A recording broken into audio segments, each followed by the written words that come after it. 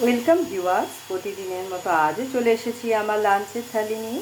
আজকে লাঞ্চে নিয়েছি সাদা ভাত, নিয়েছি শসা, বিট ও গাজর কুচি স্যালাড হিসেবে।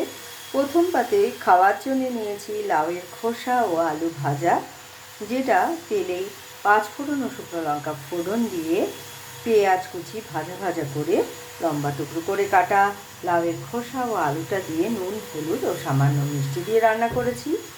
তারপরে নিয়েছি পাতলা একটা রসা, যেটা আমি বড়ি দিয়ে রান্না করেছি।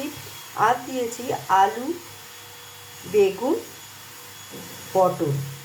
প্রথমে বড়িগুলো ভেজে তুলে নিয়ে ওই তেলেই জিরে, শুকনো লঙ্কা, তেজপাতা ফোড়ন দিয়ে আলু, পটল ও বেগুনটা আর সজনের ডাঁটা ভাজা ভাজা করে আদা, জিরে ও লঙ্কা বাটা দিয়ে আমি এটা তৈরি করেছি। আর নামানোর সময় একটু ভাজা বড়ি আর গোলমরিচের গুঁড়ো আমি এতে দিয়েছি।